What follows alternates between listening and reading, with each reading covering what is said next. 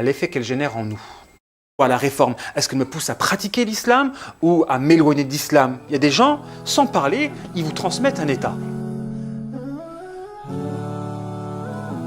Et là, on peut analyser.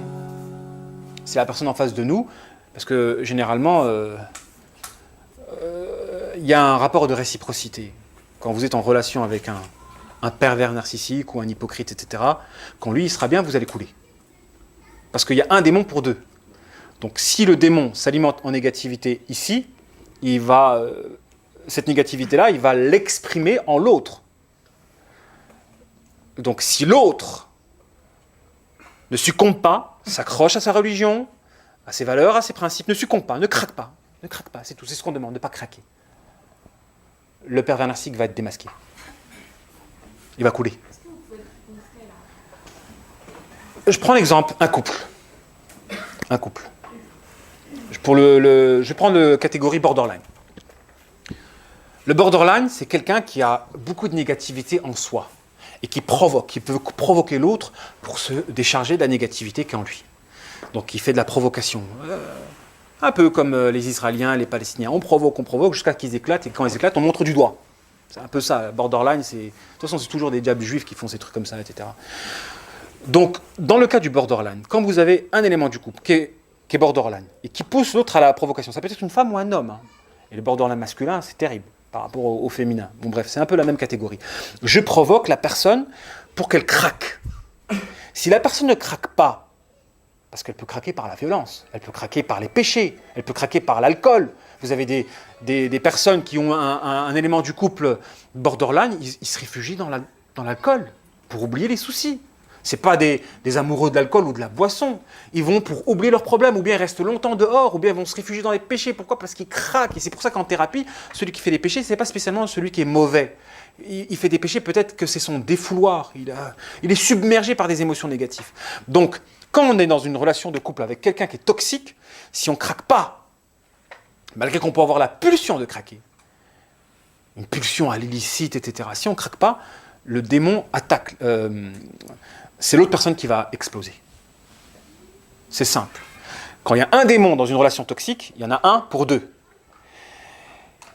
La personne qui est mauvaise, une relation toxique, quelqu'un de bien, quelqu'un de mauvais, c'est classique. Hein. Il y a quelqu'un de bien et quelqu'un de mauvais. C'est la personne qui est bien, parce que le but de la relation toxique, c'est comment le démon, par cette relation-là, en s'associant avec la personne mauvaise, elle fait couler la personne bien. C'est ça le but d'une relation toxique. Ce genre de personnes le savent ou pas? Ah non. Ils ne savent pas. Là, on parle de tout ce qui est de l'ordre de l'invisible, etc. Si la personne, elle le sait, c'est un diable humain. Elle est partenaire avec son démon dans le projet de casser quelqu'un de bien, ça existe. Et ça, c'est les déséquilibreurs négatifs. Il y en a qui combattent. Hein? Il y en a qui combattent. Qui combattent quoi? Qui combattent dans l'état de la personnalité. Ah, bien sûr, bien sûr. Oui, bien sûr, bien sûr. Là, par rapport à la question, c'est est-ce qu'il y a des gens qui sont conscients qu'ils ont un vecteur négatif? Non, il y a beaucoup de gens, ils ont un vecteur négatif, mais ils n'en sont pas conscients. Ils ne sont pas conscients que... Enfin, ils peuvent avoir une petite conscience. Ils se posent la question, dire, oh, chaque fois que je rencontre quelqu'un, quelqu'un se transforme en diable. Est-ce que c'est moi qui les rends mauvais? Franchement, j'ai connu des sœurs, ils ont eu cette réflexion-là. À chaque fois que je rencontre quelqu'un, avant qu'on se marie, si tout se passe bien, dès qu'on se marie, ils se transforment en monstre. Donc la question que je me pose, est-ce que c'est moi qui les transforme? Comment elle doit réfléchir, cette sœur-là? Elle doit dire que peut-être la personne avec qui elle était, c'était quelqu'un de malléable, qui n'était pas ferme dans sa personnalité, et qui, une fois trop proche avec elle, le qarine de la sœur va le manipuler, et il va se transformer. Oui, mais ce n'est pas elle qui transforme en réalité. C'est que la personne n'est pas assez forte pour canaliser le démon de la sœur. Et c'est lui qui commence à devenir mauvais. Ça veut dire que si le frère, il quitte la sœur, il redevient ce qu'il était avant de la connaître. Et des gens peuvent devenir lucides. Voilà, j'ai rencontré telle personne-là, je suis devenu mauvais, violent, j'ai frappé, je l'ai tapé alors que ce n'est pas dans ma nature d'être comme ça. J'ai été transformé. Pourquoi? Parce que peut-être la personne a un qarine qui est très négatif. Et ça, c'est important si vous êtes fort en mentalisme. Le mentalisme, c'est comment j'analyse quelqu'un par rapport à ce qui déteint sur moi. Vous pouvez fréquenter des personnes et vous avoir des pulsions négatives, des pulsions des west-west, des doutes, des pulsions à la sexualité, juste par de la proximité. Et beaucoup de gens, ils ont divorcé à cause de ça. Wallah, et beaucoup de gens, sans trahir leur épouse. Moi, j'ai connu des frères, ils ont une collègue de travail, juste ils se sont fait des films entre eux, le flux, on les appelle, ces gens-là, les personnes fatales. Les personnes fatales. Quand on les rencontre, on a plein de problèmes. Pas dans la relation avec elles, dans la relation autour. Et c'est pour ça qu'il ne faut pas analyser une personne à travers elle-même. Il faut voir un regard global. C'est comme ça qu'on détecte un profil pas fatal. Ils sont terribles, ces profils-là. Le frère, il a divorcé de sa femme. Il a perdu son travail pour un lien. Il a noué un lien, flux ténébreux, et forcément, après le flux ténébreux, il casse tous les liens lumineux. Généralement, c'est comme ça qu'on fait en thérapie pour guérir une personne qui est liée avec une relation toxique. Je renforce, je dis pas à la personne de casser le lien toxique parce qu'elle est manipulée. Pervers narcissique, manipulation mentale. Je ne vais pas dire non, c'est un manipulateur, écarte-toi de cette personne-là. Elle va me dire que c'est moi le diable parce que tu veux m'écarter de l'essence de ma vie, etc., etc. Parce qu'elle est dans la manipulation. Alors comment la technique, la bonne méthode, c'est qu'on crée des liens lumineux. Réconcilier avec son frère, réconcilier avec sa sœur, réconcilier avec sa mère. Tu crées plein de liens. Comme il y a plein de flux lumineux, en fait, franchement, c'est des mathématiques, il n'y a pas de différence. L'individu, je crée plein de ponts lumineux. La personne, elle a plus de lucidité pour s'opposer aux liens ténébreux, s'il n'y en a qu'un. C'est qu'à l'heure d'aujourd'hui, on n'a pas de liens de lumineux. On n'en a pas beaucoup. On n'a pas beaucoup de liens lumineux. C'est ça qui fait que une personne toxique, elle peut saboter notre vie sans qu'il y ait tromperie. Le frère, l'exemple que j'ai en tête, il n'a pas trompé sa femme pour cette sœur-là. Juste, il s'est lié d'un lien avec cette personne-là qui était très ténébreuse, mentale. Ça commençait à saboter tous ces liens. Il commençait à faire des critiques vis-à-vis de sa femme, etc., des disputes, etc., le travail. Hein. Un jour, il était venu à une conférence, il a dit « Subhanallah, que je suis bête. » Tu vois ? Parce que Shaitan joue sur les profils pour atteindre ces objectifs-là. Donc, d'où l'importance de les connaître. Tout ça pour vous dire en résumé que quand il y a un démon entre un homme et une femme, ou une personne qui est bien, une personne qui est mauvaise, il faut savoir que si la personne mauvaise, elle recharge en négativité le démon, il faut que le démon exprime cette négativité-là chez la personne bien. Et si elle n'exprime pas, retour de flamme. Et ça, c'est la fameuse parole que la flamme, si elle n'a pas de quoi brûler, elle se retourne sur elle-même. Elle se consume elle-même, elle disparaît. Donc quand on a en face de nous quelqu'un qui veut nous faire craquer, si nous, on se maîtrise, soit la personne devient de plus en plus mauvaise, soit on guérit la personne de sa négativité. C'est une forme de profilage. Parce que les gens ne sont pas spécialement mauvais. Comme l'a dit tout à l'heure la sœur, il y a des gens qui combattent leurs troubles de la personnalité, c'est vrai. Les gens qui sont borderline, ce n'est pas de leur faute. Ils ont eu un traumatisme, ils ont un père qui les a frappés, qui les a martyrisés, je ne sais quoi. Donc ils ont le trouble du borderline. Généralement, le borderline, c'est des enfants maltraités. Des enfants qui ont été maltraités, ils vont avoir une émotivité très très très forte et donc un démon, ils ne sont pas mauvais. D'ailleurs, les borderline, ils sont généralement de bons éducateurs. C'est plus la bipolarité ou la perversité narcissique, ces troubles-là qui sont dangereux. Borderline, c'est vrai que c'est difficile de vivre avec quelqu'un. C'est vraiment difficile de vivre avec quelqu'un. Celui qui le fait, mashallah, il est très courageux. Mais il y a des gens qui ne sont pas spécialement mauvais. Comme je l'ai dit tout à l'heure, si vous maîtrisez, vous canalisez la personne qui est en face. Et de deux choses l'une. Ou bien la personne, elle s'énerve parce que vous allez faire tomber le masque, tout simplement. Le pervers narcissique, si vous maîtrisez et vous ne succombez pas, vous allez dévoiler que c'est un hypocrite. Là, le masque va tomber. Et si c'est quelqu'un de borderline, et vous vous maîtrisez, vous allez la dégonfler. C'est-à-dire toute la charge négative, elle va se dégonfler. Mais c'est difficile aussi pour eux. Pourquoi ? Parce qu'eux, ils se sentiront bien que quand ils vont décharger. Comprenez, c'est compliqué. Hein.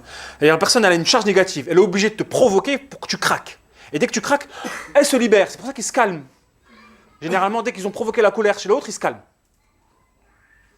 Comment faire en sorte qu'on étouffe la négativité de quelqu'un sans craquer ? L'art, il est là. Si vous arrivez à éteindre la négativité de quelqu'un sans craquer, mashallah, je vous embrasse sur le front, et c'est l'attitude prophétique. L'attitude prophétique. Regardez Aïcha, radiallahu anha, quand le prophète sallam, il avait des compagnons en termes d'invités, et qu'elle a cassé... C'est un exemple que je cite toujours, et qu'elle a cassé l'assiette parce qu'elle était jalouse. Imaginez, votre femme, elle vous humilie devant vos invités. Wow, tu m'as humilié devant mes invités, je te divorce. Pour moins que ça, il y a des embrouilles, parce que la personne, elle n'a pas lavé la marmite, parce que la personne... Juste hier, j'ai eu un exemple comme ça, d'une femme qui m'a contacté. Il y a une dispute à cause de la marmite qui n'a pas été lavée. Juste hier. Hein?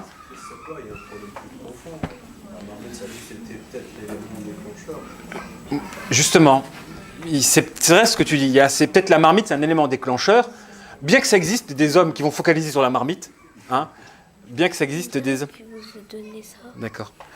Bien que ça existe des personnes qui vont focaliser sur la marmite. D'accord. Donc la salle est près à 19h, il faut que j'arrête tôt.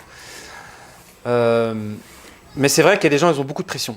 Mais on en revient toujours à la base. On n'a pas des liens lumineux. Aujourd'hui, à l'introduction de la conférence, je vous ai dit qu'il était important d'avoir des liens de lumière parce que vous pouvez acquérir du savoir.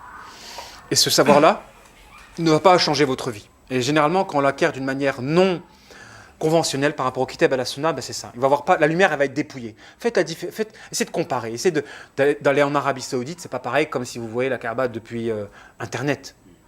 Vous voyez devant vous la charge émotionnelle que ça dégage. Ben c'est ça, c'est qu'on peut percevoir la luminosité. Le problème, c'est que comme nous, on n'a pas de lien de lumière, on n'a pas cette protection. Le savoir ne nous protège plus. Et Shaitan s'en réjouit. Et j'espère, Inch'Allah, que le cours d'aujourd'hui, et j'en suis convaincu, il va vous apporter de la lumière. Il va vous apporter la lumière. Et si les quelques principes, surtout le principe de faites attention à vos états, ce que vous ressentez, et ce qui traverse votre esprit, ce n'est pas spécialement le vôtre. Faites attention à ça. Et l'amour de forme.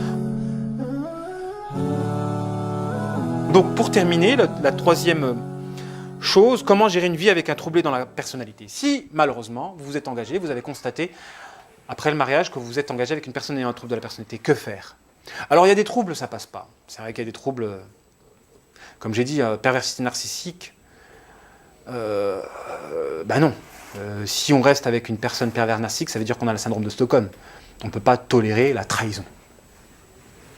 Tolérer la trahison intrinsèque d'une personne, c'est se rendre complice de trahison. Et pour un homme, par exemple, c'est l'enfer. Un homme qui tolère la trahison de son épouse, c'est un homme qui ira en enfer. Donc, la relation avec une personne ayant ce trouble de la personnalité-là, donc la double facetterie, on ne peut pas rester avec une personne double facette. Bipolarité, si vous voulez rester collé avec la personne, allez-y. Parce que quelqu'un qui est vraiment bipolaire, après c'est compliqué, la bipolarité, elle est liée aussi très souvent à une relation toxique. Hein. Mais c'est très difficile. La bipolarité, ça rentre aussi dans la catégorie, c'est angoissant. Vous êtes engagé avec une personne qui peut passer d'un état à un état contraire sans raison rationnelle. Donc vous angoissez parce que vous n'êtes pas dans la sérénité du lien. Vous pouvez être dans le ouest-ouest quand vous êtes loin de la personne. Donc vous vous mariez pour être bien dans votre peau ou pour être dans le souci. Bipolarité, c'est très difficile. Mais qu'est-ce qu'on fait de ces gens bipolaires? Oh, c'est une autre question. Sociopathe. Bon, je ne vais pas rentrer dans ces profils-là. Je pense que sociopathe, psychopathe, etc., c'est des gens avec qui on peut pas discuter. Ils sont associables et dès qu'ils sont blessés dans leur amour propre, le dialogue n'existe plus. Le dialogue n'existe plus. Parce que généralement, c'est comme ça qu'on reconnaît une personne ayant un trouble dans la personnalité. Quand l'émotion est touchée, on ne peut pas discuter avec la personne. Il n'y a plus de dialogue. Alors que qu'est-ce qui fait la civilité? Qu'est-ce qui fait l'humanité? Qu'est-ce qui nous différencie, nous, de la race animale? C'est la discussion, c'est le dialogue, le fait de trouver des solutions en parlant, en discutant. La diplomatie, on va essayer de... Attends, on ne se précipite pas en étant impulsif, en réglant nos problèmes par la force. Non, on va essayer de trouver une solution en discutant. C'est ça qui fait la distinction entre l'homme et la race animale. Le problème, c'est que les gens troublés dans la personnalité, dès qu'ils sont blessés dans l'amour propre, on ne peut pas discuter avec eux, c'est fini. C'est difficile de vous engager dans une vie de couple avec une personne avec laquelle vous ne pouvez pas discuter, ça ne rentre pas. Et ça vous rend fou, parce que la personne ne comprend pas. Et comment Allah subhanahu wa ta'ala a catégorisé les Gog et Magog? Peu s'en faut qu'ils ne comprennent aucun discours. C'est une race humaine, hein? C'est une race humaine, mais peu s'en faut qu'ils ne connaissent aucun discours. Est-ce que c'est une race humaine qui se caractérise par un trouble de la personnalité généralisé? Pour tous. Qui fait que ça devient des barbares.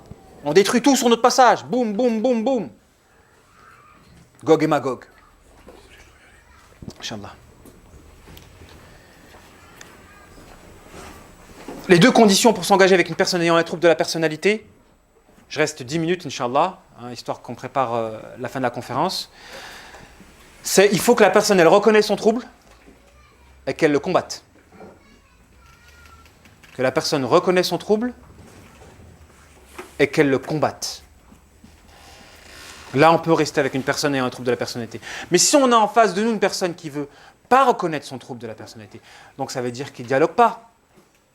Elle ne veut pas reconnaître.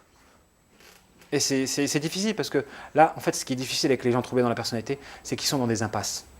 Impasse, c'est-à-dire si je fais ça, je ne suis pas bien, si je fais ça, je ne suis pas bien. Le borderline ne peut pas reconnaître. Il reconnaît, il se détruit. Alors, il ne peut pas reconnaître ses failles. Et s'il ne les reconnaît pas, on ne peut pas rester avec lui. Parce que s'il ne les reconnaît pas, ce serait cautionner ses failles. C'est compliqué. C'est compliqué. Le borderline, il ne peut pas... En fait, le borderline, si on a une image négative de lui, il se détruit donc par instinct de préservation. On ne doit pas focaliser sur ses défauts. On doit faire une thérapie sans parler des défauts, sans focaliser sur les défauts. La personne peut comprendre, mais ne peut pas admettre. Elle peut comprendre qu'elle a des failles, mais elle ne peut pas admettre. Si elle admet, c'est peut-être de la destruction. Donc, c'est vrai que s'engager dans une vie de couple, si vous ne connaissez pas tous les troubles de la personnalité, surtout qu'à l'heure d'aujourd'hui, il y en a énormément. Des personnes qui sont troublées dans la personnalité. Pour savoir comment vous comporter, on aurait dû faire une séance que pour ça. J'accélère. Donc les deux conditions pour s'engager avec une personne ayant un trouble de la personnalité, c'est la personne, il faut qu'elle le reconnaisse, même dans l'amitié. Si vous êtes dans l'amitié avec une personne, vous devez imposer à la personne avec laquelle vous êtes de reconnaître son trouble pour pouvoir continuer. Parce que s'il ne reconnaît pas son trouble, vous allez être avec une personne égocentrique qui va dire tout le monde est dans l'erreur, moi je suis dans la vérité. Vous pouvez vivre avec une personne comme ça? Moi je peux pas. Une personne qui a ce mode de réflexion, tout le monde est dans l'erreur, moi je suis dans la vérité.